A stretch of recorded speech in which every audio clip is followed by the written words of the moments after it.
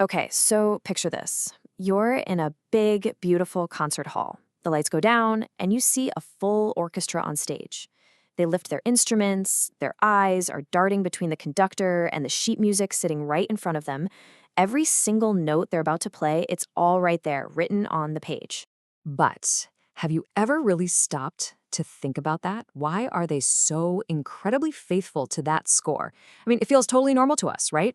But this way of playing music, this intense focus on the written notes, is actually a pretty recent thing and has a very specific and pretty fascinating origin story. If we could hop in a time machine and go back to the 18th century, the musicians we'd meet would be completely different. Look at this. A virtuoso back then, someone like a Mozart or a Bach, they were expected to be an improviser, a composer, and a performer, all in one. Today's musician, they're much more of a specialist. They're an interpreter, a faithful executor of what someone else wrote. So what on earth happened to cause such a huge shift? Well, the whole idea is wrapped up in one very important German word, Werktreue.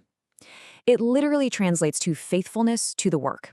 And it's this guiding principle, this core belief that a performer's main job, their primary duty, is to perfectly bring to life the composer's original vision exactly as it's written down. The musicologist Lydia Goher puts it perfectly. She says that with Werktreue, performers basically become subservient to the music and to the composer. Think about that. You're not a co-creator anymore. You're more like a high-fidelity vessel for someone else's genius. Right. So where did this super powerful idea even come from? And how in the world did it spread across the globe and become the way we think about classical music performance today?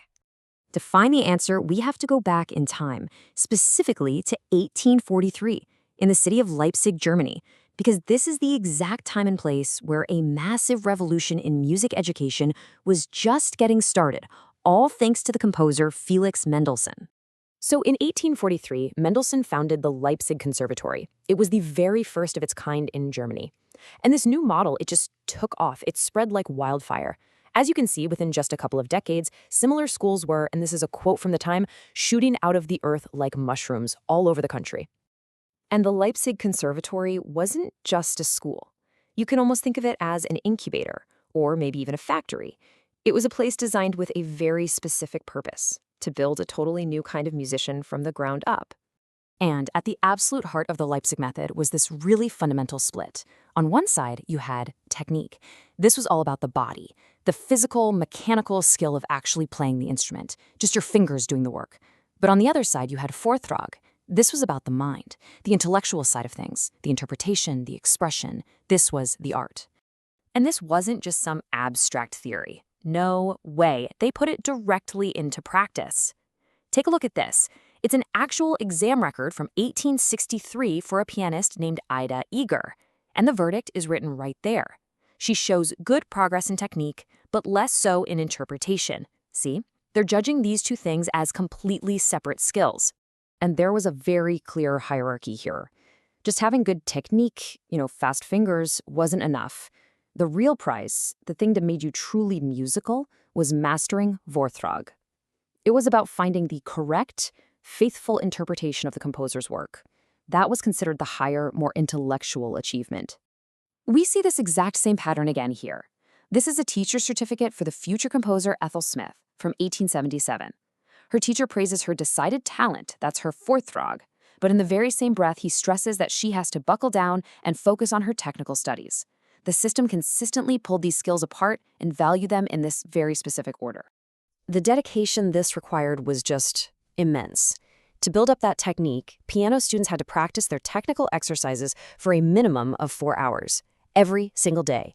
And that was just for the piano-specific work. This incredibly methodical approach created what people called the Leipzig style, and everyone in Europe knew about it. The legendary virtuoso Franz Liszt once told off a student for playing too mechanically. He warned him, "You must play that totally carried away, not 1, 2, 3, 4 as in the Leipzig Conservatory." The school got a reputation for being a bit rigid, a bit dry, and that was a direct result of this teaching method. So what's a major consequence of all this? Well, with this huge time commitment just to perfect your performance skills, a huge gap started to open up between being a performer and being a composer. Students were basically forced to pick a lane. You could focus on being a master interpreter, or you could be a master creator. The system made it really, really hard to be both. So when you put it all together, what's the legacy here? Well, the Leipzig Conservatory basically created the blueprint for music education that spread all over the world. It put Werktreu right at the heart of performance. It split the physical act of playing from the mental act of interpreting. And in doing all that, it really solidified that division between performer and composer. It literally created the modern classical musician that we see on stage today. Now, of course, the story doesn't just stop there. This whole mind-body split in music was eventually challenged by new scientific ideas about psychology and how our bodies work.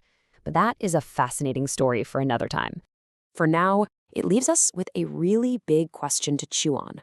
This conservatory system, it gave us the modern musician, someone capable of just breathtaking technical skill and incredibly faithful performances. But in the process of creating this kind of specialist, what other kinds of creativity? What other kinds of musicianship, like that improvising, composing performer from centuries ago, did we leave behind?